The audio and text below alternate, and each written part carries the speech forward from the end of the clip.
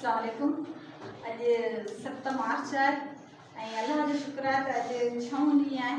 माशाल्लाह मुंहिंजे स्कूल जा स्टूडेंट तमामु सुठे नमूने सां तमामु प्यार मोहब्बत इज़त ऐं एतिराम सां पंहिंजो पेपर करे रहिया आहिनि। असांजो स्कूल आहे गुल मोहम्मद राहू ऐं तेलको मीरपुर पठोरो डिस्ट्रिक्ट सिजावर सिंध पाकिस्तान। अल्लाह जो शुक्र आहे त मुंहिंजा जेके ॿार आहिनि उहे तमामु सुठे नमूने सां पंहिंजो पेपर ॾेई रहिया आहिनि। तव्हां सभु ॾिसी सघो था पूरा जेके असांजा पेपर हलिया सालियाने इम्तिहान जा उहे तमामु सुठे नमूने सां ऐं सुहिणे नमूने सां थिया।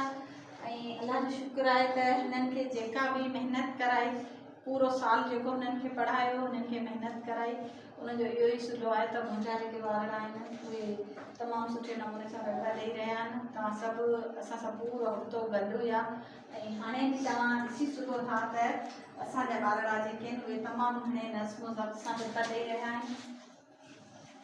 असांखे का बि ॾुखियाई पेश कोन आई आहे। तमामु सुठे ऐं सुहिणे नमूने सां मुंहिंजे स्कूल जा पेपर ॾेई रहिया आहिनि। ऐं हीअ रमज़ान शरीफ़ जो बलारो महीनो आहे। तव्हां सभु जेके बि व्यूअर्स आहियो उहे मुंहिंजे स्टूडेंट्स जे लाइ दुआ कंदा, हिननि जे रोशन मुस्तक़बिल जे लाइ दुआ कंदा। अल्लाह साईं हिननि खे कामयाबु करे, हिननि जा नसीब भला करे, हिननि जा भाग भला करे। हीअ जेको कुझु पंहिंजी ज़िंदगीअ में थियणु चाहिनि था अल्लाह साईं हिननि खे पंहिंजे उन नेक मक़सद में कामयाबु करे। ऐं तव्हां सभिनी जूं दुआऊं उस्ताद जूं दुआऊं हिननि ॿारनि सां हमेशह गॾु।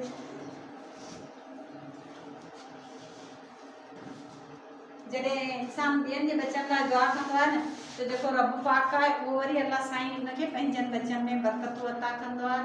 सो अल्लाह जो शुक्र आहे मूंसां बि कुझु ईअं आहे, मूंसां बि कुझु ईअं आहे। मुंहिंजा 2 पुट आहिनि ऐं मूंखे हुननि ते महिनत करण जी का ज़रूरत कोन्हे का, छो जो आउं ॿियनि जे बचनि लाइ सोचियां थी ऐं अल्लाह पाक मुंहिंजे बचनि लाइ सोचे थो त मुंहिंजा जेके ॿार आहिनि हुननि ते मूंखे महिनत करण जी ज़रूरत ई कान थी पवे।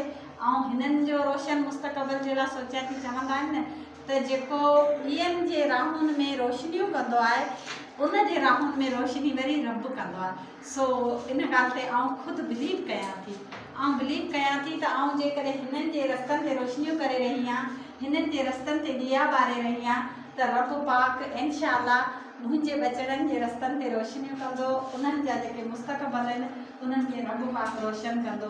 ऐं जेको बंदो आहे उहो पंहिंजे हिसाब सां ॾींदो आहे, बंदो पंहिंजे हिसाब सां ॾींदो आहे, अल्लाह पंहिंजे हिसाब सां ॾींदो आहे। सो रब जे ज़ात ते यकीन रखण वारी छोकिरी आहियां। सो आउं त हमेशह अल्लाह जे ज़ात ते भरोसो रखंदी आहियां ऐं तव्हां बि अल्लाह जे ज़ात ते भरोसो रखंदा करियो। जॾहिं अल्लाह जे ज़ात ते भरोसो रखंदा त अल्लाह साईं अव्हांजे लाइ आसानी कंदो। मुंहिंजे चैनल खे सब्सक्राइब